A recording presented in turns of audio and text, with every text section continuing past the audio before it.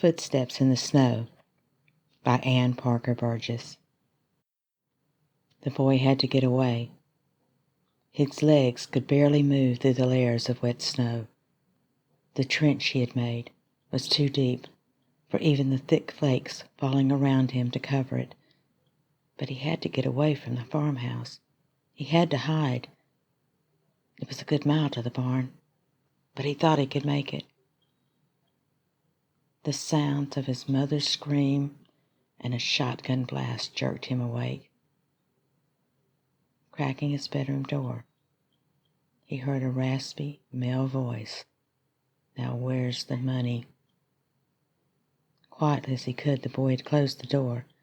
He couldn't let anyone see him. He grabbed his coat, skull cap, scarf, and boots, and pulled them on as quickly as he could. Gotta get help. He stuffed his phone in the pocket of his coat and tugged on his warm, fur-lined gloves. His sister screamed, and there was another shotgun blast. Gotta hurry. When he opened the bedroom window, a blast of cold air hit him in the face and nearly knocked him back. He grabbed the windowsill and climbed out. As soon as his feet touched the ground, he began to run. The boy couldn't remember it ever snowing so much. Nebraska always got snow, but never like this. It was nearly 18 inches in some areas, and still falling. The bitter wind seemed to blow right through him. The flannel cloth of his pajamas was soon wet from the snow. His hands and feet were protected by gloves and boots, but his legs felt like icy sheets were wrapped around them, sticking to his skin and causing them to sting and burn. He had heard of people losing their noses or ears, but could legs get frostbite? He pulled his wool skull cap down further and tightened the scarf around his face for more protection from the wind. He checked to be sure his cell phone was in his pocket. It was a birthday gift from his parents, just a little flip phone, but his daddy had said that was all he needed. He never dreamed he would be using it to call 911. He had to wait, though. He had to wait until he was in the barn. He hoped the barn would be warm. A cracking sound broke the silence of the cold night air. The thunderous echo sounded just like a shotgun blast. Falling to the ground in fear, the boy scanned the landscape. A tree branch crashed down nearby with a muffled thud in the deep snow. He was getting closer to the barn. He zigzagged across the snow, fell a few times, and crawled part of the way. The hope of hiding there grew a little stronger, but fear still gripped his heart. Glancing back at the trail he left behind, he wondered if he should have stayed hidden in his room. He could have crouched in his closet or crawled under his bed. Had he run for nothing? Then he remembered his little sister's scream. No, he knew he had done the right thing. He wasn't so far from the barn now. He had to stay focused. He had to stay alive. In the farmhouse, the intruder searched for the money he knew to be there. He held a bloody knife in his right hand. The stock of the 12-gauge was tucked under his left arm, with the barrels pointing toward the floor. He hadn't intended on killing everyone right off the bat.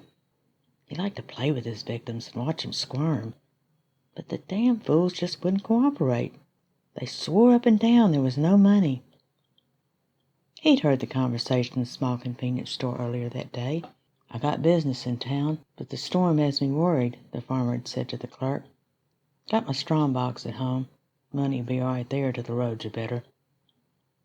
He dropped the knife on the floor beside the farmer. The woman had grabbed it in self-defense. It made him laugh, thinking of how he'd ripped it from her hand and slit her throat.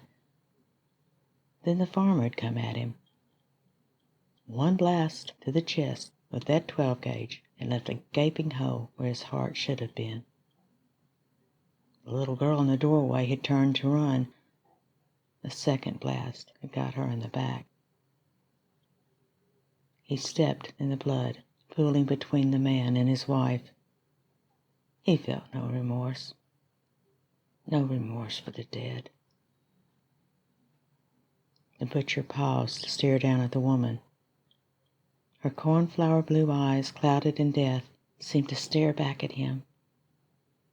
Yeah, you still look pretty good for a woman your age. If you hadn't made me kill you so quick, we could have had some fun. His lips drew back in a snarl as he wiped blood from his hands onto his dirty jeans. Yeah, it's been a while for me. The thought of ripping her clothes off and raping her dead body ran through his mind. Nah, that's sick even for me. He began to search in the kitchen and continued into the den. His blood-stained hands left smears on drawers as he pulled them out and on pictures he snatched from the walls.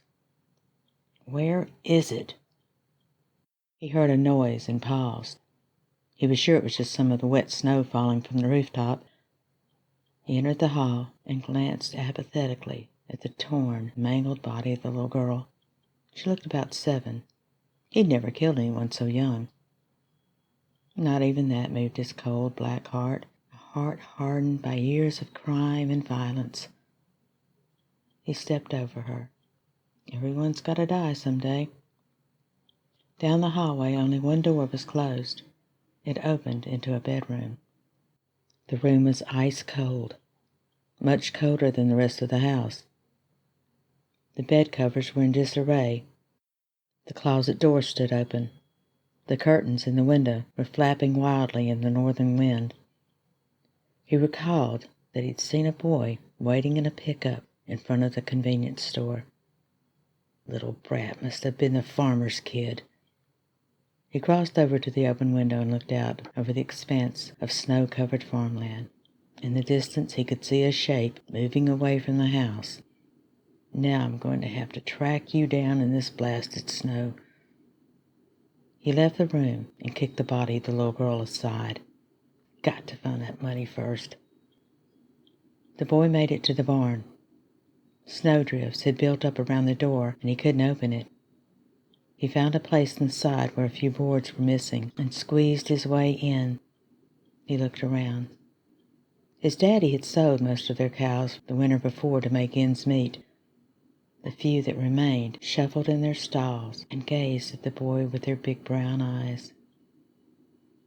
He crossed over to the ladder leading to the loft and climbed up.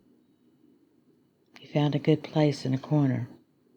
The wind wasn't so bad there, and if the snow eased up, he might be able to see the farmhouse.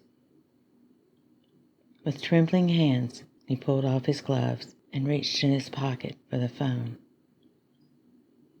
He could still hear the screams and the shotgun blast in his head. He activated the phone and dialed. 911, what's your emergency? A pleasant voice answered. He swallowed back his tears. My family, dead, all dead. You're breaking up, the voice said. My family dead. Man inside. Killed them. Where are you now? Are you injured? In the barn. Just scared. Can you tell me your address? Old Fort Road, Bruin's Farm. You stay where you are, the woman said calmly. Stay on the phone. I'm sending the sheriff. There was a pause. Are you still there? How are you doing? Cold? Scared? I know. How old are you? 12. What's your name? Peyton. Peyton Bruin.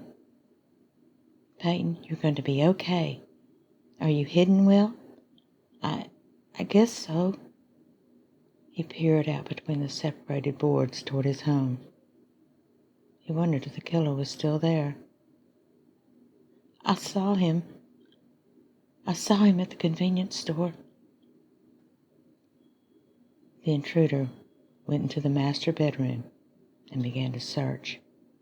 He found a strong box under the bed and chuckled to himself. Chump.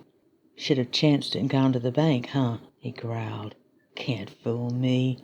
He gave a rough, raspy laugh and then coughed. Yeah, Jim Coffey wasn't born yesterday. He laid his shotgun on the bed and placed the metal box beside it. It was easy to break the lock with his pocket knife.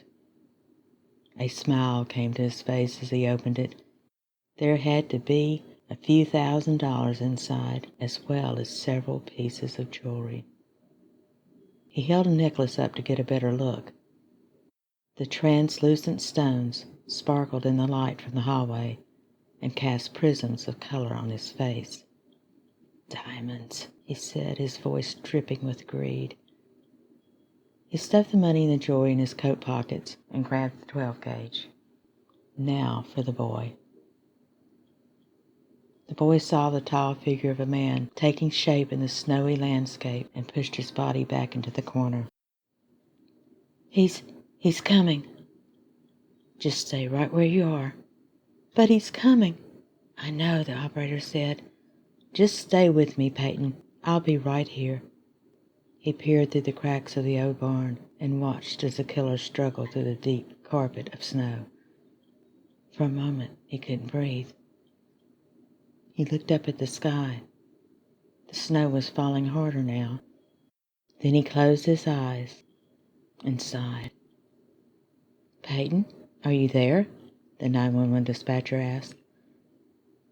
"Yes." He felt so much calmer. He wasn't sure why. "Does it snow in heaven?"